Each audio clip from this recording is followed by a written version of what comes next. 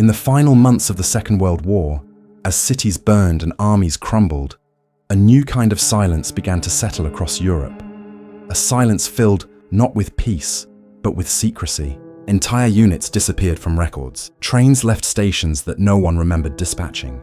And buried within the archives of both the Allies and the Axis lay reports too strange, too incriminating, or too advanced to ever be released. These were the shadows that did not end with surrender. Files marked, classified until 2075. Orders issued from names erased. And in that silence, fragments of another war began to surface. A war fought in the fog of history, where truth itself became a casualty. Chapter 1. The Ghost Convoy of the Baltic Sea. In January 1945, as the Third Reich collapsed and the Red Army pushed westward, a series of faint radar returns began appearing over the Baltic Sea. Soviet Naval Command initially dismissed them as atmospheric interference, a common distortion caused by winter air density over the Gulf of Bothnia. Yet the signals persisted, identical formations moving in perfect alignment, resembling a supply convoy. What confounded the Soviet operators was that the call signs matched vessels already confirmed, destroyed months earlier during Operation Hannibal, the mass evacuation of German civilians and troops from East Prussia. The Soviet Second Baltic Fleet dispatched a reconnaissance plane from the 15th Naval Air Squadron out of Liepaja. The pilot, Lieutenant Viktor Sokolov, reported visual contact with 4 cargo ships and a submarine escort traveling northwest at low speed. He noted the ships were flying no flags and carried no visible lights. When he attempted to engage, his radio crackled with an unintelligible German transmission before cutting to static. Upon return, his aircraft's onboard recording equipment was found magnetically wiped. The report was filed under unconfirmed, then sealed by naval intelligence. Decades later, a classified Kriegsmarine memorandum dated February 8, 1945, was uncovered in a private estate near Flensburg. It referenced Operation Nebelsturm, a final directive authorized by Admiral Karl Dönitz himself. The order called for the evacuation of key research material and personnel from Königsberg to an undisclosed Arctic location under total radio silence. The ships listed, SS Bremerhaven, SS Helga Mertens, and the U-977, were all reported sunk during Soviet attacks near Pillau, but the manifest included one additional vessel, the SS Heinrich Todt, which does not appear in any official registry. The memo was stamped with a crimson seal. Reichssicherheitshauptamt, Gruppe 7, eyes only. In 1956, during a NATO deep-sea survey west of Gotland, divers from HMS Truculent recovered a steel crate bearing the Reichsadler insignia. Inside were 2 corroded canisters and fragments of machine components, covered with a tar-like residue. The attached manifest described them as turbine cores, variant V6, referencing propulsion prototypes reportedly under development at the Peenemünde facility before its destruction in 1943.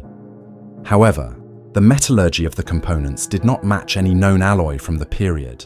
British intelligence briefly analysed the find before transferring it to a restricted section of the Royal Aircraft Establishment at Farnborough. The recovered materials were logged once, then erased from inventory less than a year later.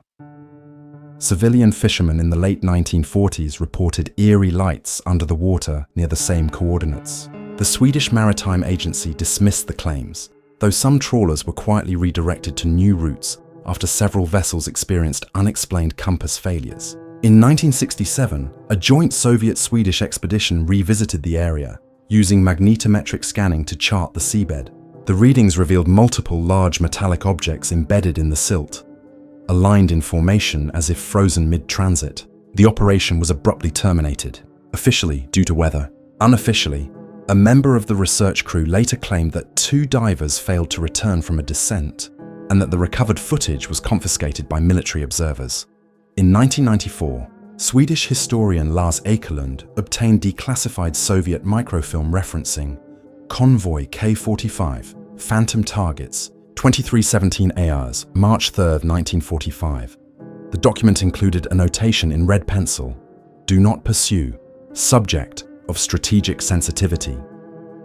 Ekelund's attempts to trace the surviving ships through naval archives led him to an anomaly, a post-war West German insurance ledger listing the SS Helga Mertens as having been transferred.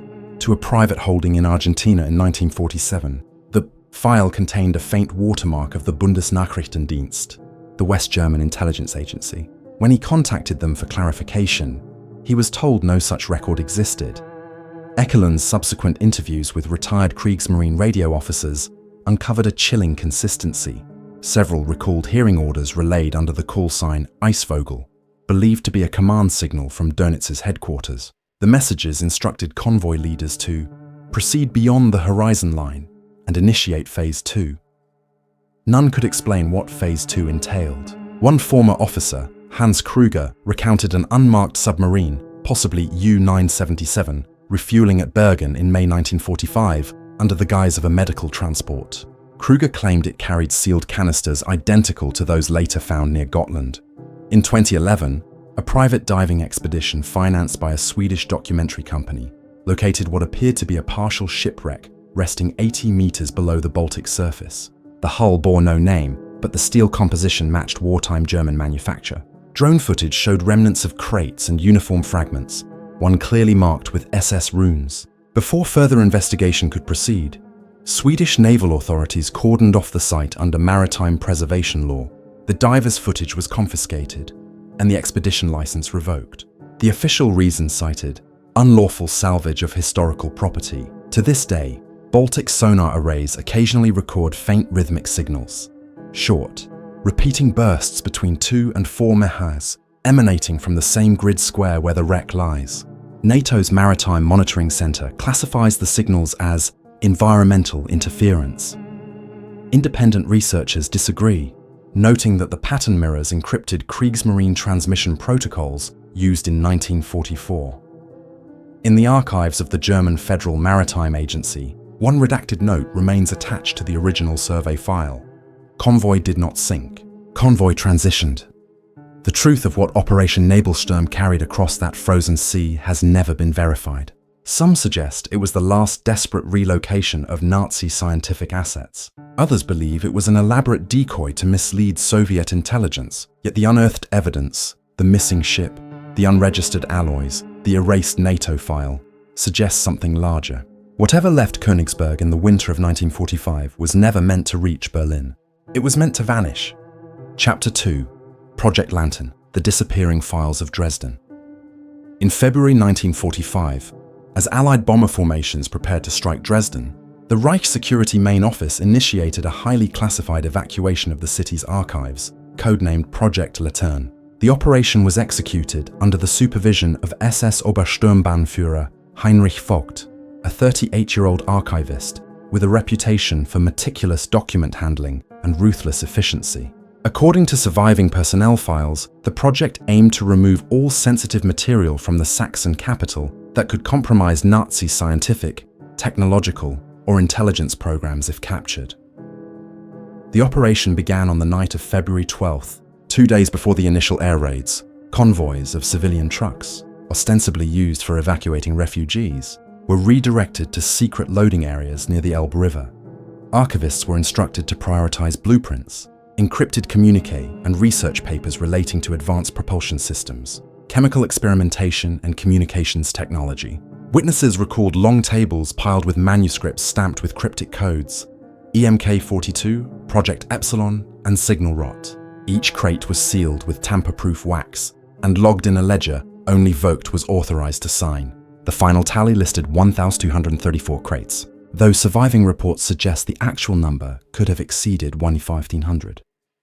By February 13th, Allied bombers had begun their assault, reducing the city to flames and rubble. According to post-war testimonies from Soviet reconnaissance units, fragments of the evacuated crates were intercepted in transit. Some records, partially burned, described experiments with electromagnetic displacement devices and early radar jamming prototypes intended for Luftwaffe deployment. The technology referenced in the surviving fragments bore striking similarity to patents filed post-war by Allied scientists in secret laboratories, raising questions about the transfer of knowledge from Nazi Germany to Cold War programs. East German intelligence first attempted reconstruction of the archive in 1962. Agents assigned to the Dresden Historical Preservation Office reported discovering charred remains of the evacuated crates in a warehouse near Neustadt. Strangely, the building was fully intact, yet fire damage appeared concentrated in areas corresponding to specific codes, suggesting controlled incineration. Agents documented soot patterns, partially intact paper fragments, and traces of chemical accelerants. Before full cataloguing could occur, the warehouse mysteriously exploded on March 11th, killing all 8 East German operatives on site. Subsequent investigations by the Stasi were abruptly curtailed, and the incident was officially attributed to structural failure, despite photographic evidence of incendiary traces and confined burn patterns. Western intelligence agencies began to notice inconsistencies in East German and Soviet reporting by the mid-1960s. CIA archival analysts studying captured German documents discovered multiple references to Project Laterne in coded telegrams from Dresden, yet no corresponding records existed in Allied seized document inventories. One telegram, dated February 14, 1945, referenced Directive Lumen, all EMK shipments to be secured beyond Allied reach, suggesting that the evacuated crates were intended for relocation to a location outside Europe. Analysts theorized that some material may have been moved via the Danube to the Adriatic coast, although no concrete evidence surfaced until decades later. In 1998, declassified East German intelligence files revealed that a fragment of the Project Lantern archives had been stored temporarily in a disused salt mine near Freiburg. Photographs show rows of crates stacked with precision, each stamped with alternating codes and Reichsadler seals. Despite the apparent stability of the site, all crates listed as containing chemical experimentation reports were missing when Western survey teams arrived in 2003. Investigators noted only a series of deep gouges in the mine walls, consistent with heavy machinery removal, yet no official records accounted for transport. Surviving witness accounts suggest that personnel involved in Project Laterne were sworn to secrecy under threat of execution. One archivist, Wilhelm Kappel, who later emigrated to Switzerland, recalled seeing a group of men wearing civilian clothing and carrying briefcases marked with coded designations: Lumen, Phobos, and Signal Rot. Kappel testified that these men loaded crates onto a train bound for an unknown northern port. When asked about the contents, he hesitated, then whispered, "It was knowledge they could not allow the world to see. It was dangerous." The fragments that did reach Allied hands after the war were carefully catalogued in London and Washington under the highest security classifications. Portions of electromagnetic displacement schematics, rudimentary radar jamming prototypes, and chemical research were eventually studied in secret laboratories in Los Alamos, Fort Meade, and Porton Down. Curiously, every document linked to direct human experimentation was conspicuously absent, leading historians to speculate that certain sections were destroyed immediately after evacuation or removed by third-party intelligence.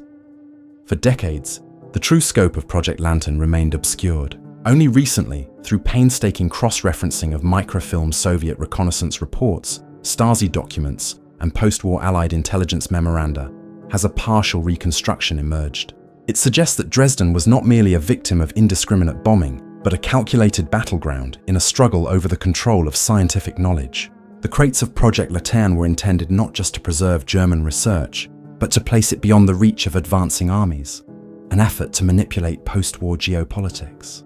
Even today, the precise fate of the majority of these files remains unknown. Investigators who have attempted to track transport routes encounter dead ends, classified notes, or physical barriers erected decades after the war.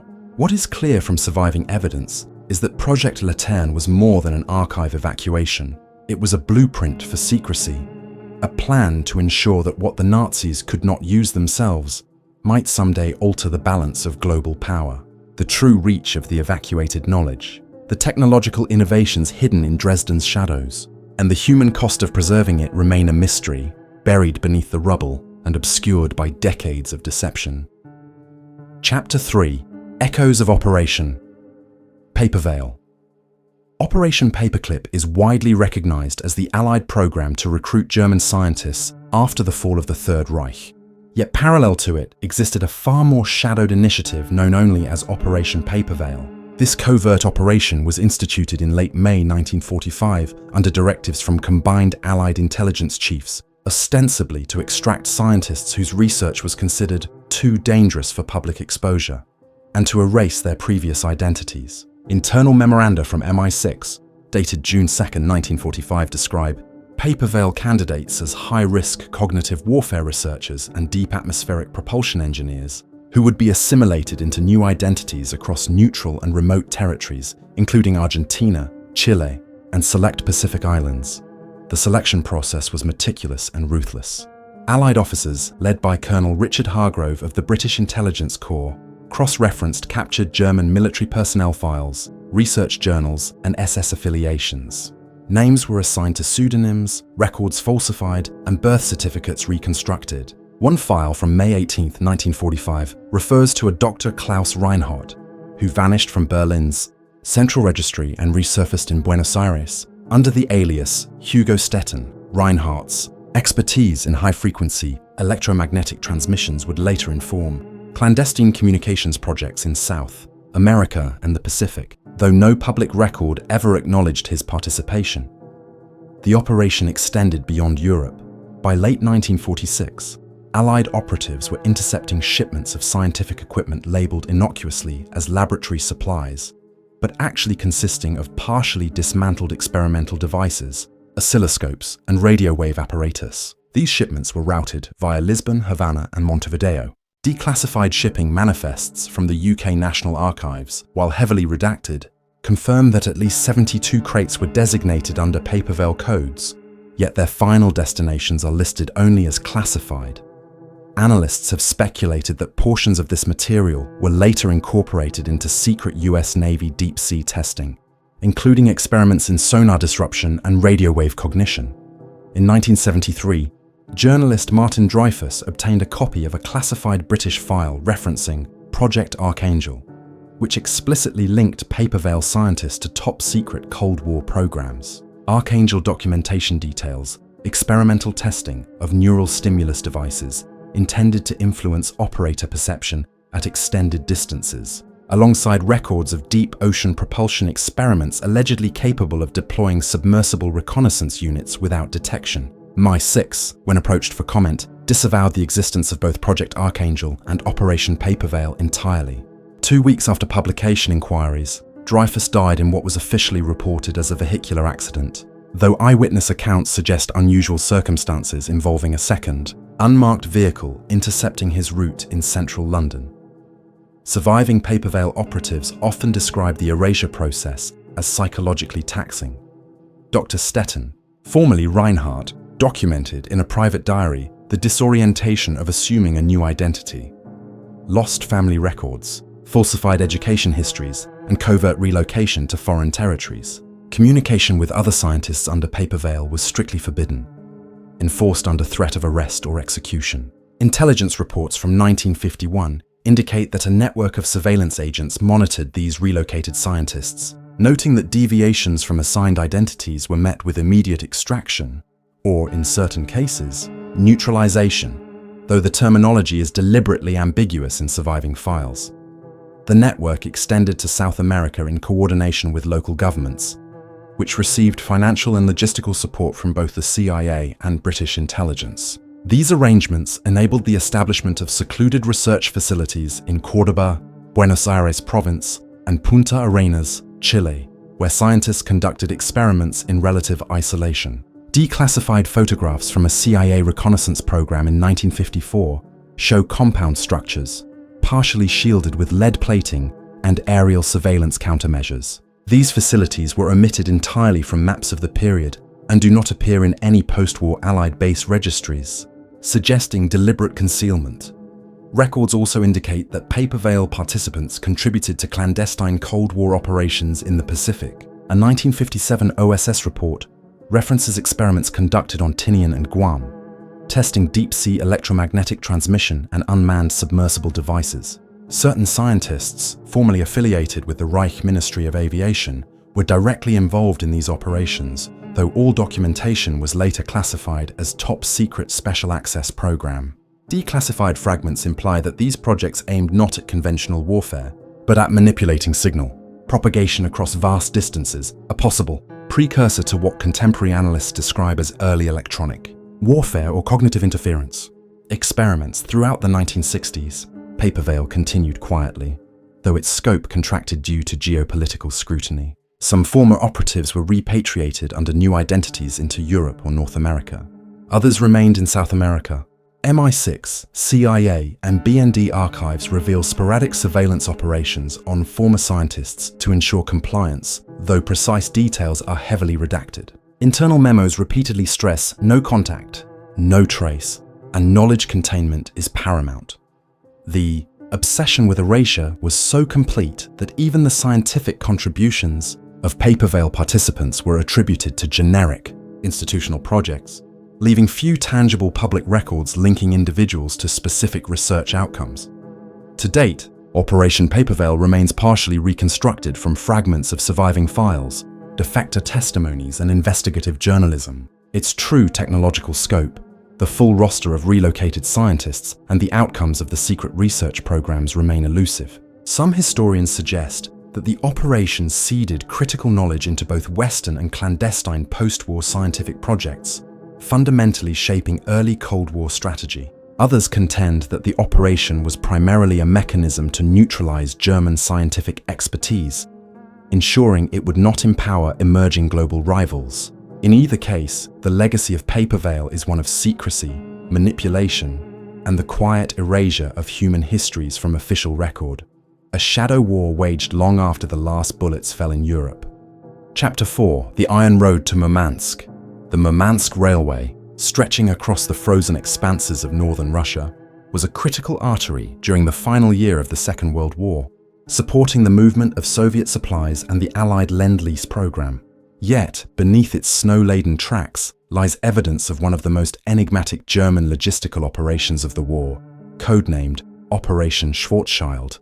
In December 1944, intelligence intercepts indicated the transport of materials described as priority elements for Arctic deployment, originating from a series of concealed rail depots in Norway and northern Finland. Soviet engineers, tasked with maintaining and monitoring the railway, would later uncover entire freight cars buried under permafrost, unlisted in any surviving German or Soviet manifest. The train cars, discovered in 1946 during a routine inspection near Kirovsk, bore all signs of hurried concealment. Wooden wheels and steel reinforcements were partially encased in ice, as though intentionally frozen to prevent tampering. The cargo, when excavated, consisted of unidentifiable mechanical components, metallic cylinders, and crates labeled with cryptic designations such as E701 and VK12. The marking suggested ties to anti-aircraft energy systems allegedly under development at Peenemünde and Garmisch-Partenkirchen. Though no corresponding blueprints exist in surviving Nazi archives, Soviet metallurgists later concluded that alloys used in some components had compositions inconsistent with known 1944 German manufacturing, raising questions about external sourcing or experimental fabrication. Eyewitness testimony from Soviet railway workers describes unusual activity along the line in late 1944. Trains were seen traveling at night with sealed carriages, escorted by a small contingent of German soldiers in winter uniforms lacking standard insignia. A local miner, Nikolai Petrov, recalled seeing engineers carrying crates marked with phosphorus symbols and what appeared to be radiation hazard indicators. Soviet archival reports list Petrov's statements as unverified but intriguing, noting that the trains often appeared to vanish from sight, only to reappear days later near the Murmansk terminus. In 1947, a Soviet excavation team attempted to recover the buried freight cars, only to encounter multiple fatalities among divers and excavation personnel. Investigators later recorded anomalous radiation levels at the site, with gamma readings exceeding permissible exposure limits. Several engineers developed acute radiation sickness after brief contact with components described in the logs as energy transference. Cause. All recovered blueprints and documentation were immediately transferred to the Ministry of Medium Machine Building and sealed, disappearing from public record. Western intelligence would not learn of the discovery until a defected KGB officer mentioned Project Arctic Flux in 1982, describing a weapon system capable of manipulating signals rather than conventional aircraft. Additional clues about the operation emerged from German archival fragments recovered in West Berlin during the 1950s. Internal memos attributed to Oberstleutnant Dietrich von Linde detail a final directive to transport critical experimental components to a northern depot before Soviet forces could capture them. The memos include instructions for concealing the train beneath layers of permafrost and snow, using mechanized plows and manual labor, with all personnel sworn to absolute secrecy. The precise nature of the components remains unclear. References to signal obfuscation modules and high-energy displacement cores appear throughout, though without technical diagrams. Their function is impossible to verify. Post-war expeditions in the 1960s by Soviet and later joint Soviet-Norwegian teams attempted to locate additional buried cars along parallel lines. Magnetometer scans and sonar equipment identified multiple metallic anomalies consistent with partially submerged rail cars, but all attempts to access them were hindered by shifting permafrost and unexplained structural collapses. In one incident, an excavation tunnel caved in, killing 3 engineers and scattering equipment. Photographs recovered from the site show skeletal remains of wooden crates and steel beams, some stamped with a Reichsadler emblem. The US intelligence community became aware of the Murmansk site through reconnaissance flights in the 1970s. Aerial imaging detected irregular patterns in this permafrost consistent with buried infrastructure. Declassified CIA reports from 1974 indicate that analysts suspected the material was related to a secret German weapons program, possibly including unconventional energy or radar deflection experiments. The documents also note that Soviet authorities had cordoned off the area and were restricting access, citing safety concerns. Despite decades of investigation, the full scope of Operation Schwarzschild remains speculative. Some historians posit that the train represented the last attempt by the Reich to safeguard technological assets in anticipation of defeat. Others argue that the buried equipment was part of a broader experimental weapons program, intended to create defensive or signal manipulation capabilities in Arctic conditions. Regardless, the evidence points to a deliberate effort to conceal advanced knowledge, with components transported under extreme secrecy, multiple fatalities during recovery, and materials subsequently erased from both Soviet and Western archives. Even now, the site retains a sense of foreboding.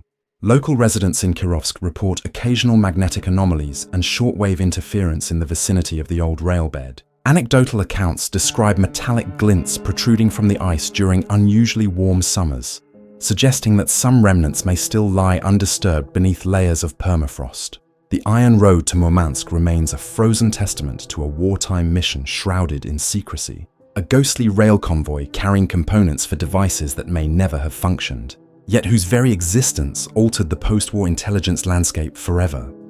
Chapter 5: Valkyrie's Shadow: The Secret Trials of 1946.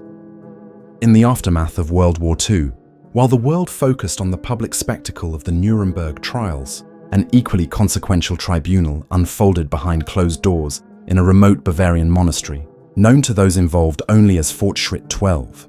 Located near the town of Berchtesgaden, the monastery had been requisitioned by Allied forces in late 1945 and repurposed as a secluded interrogation facility.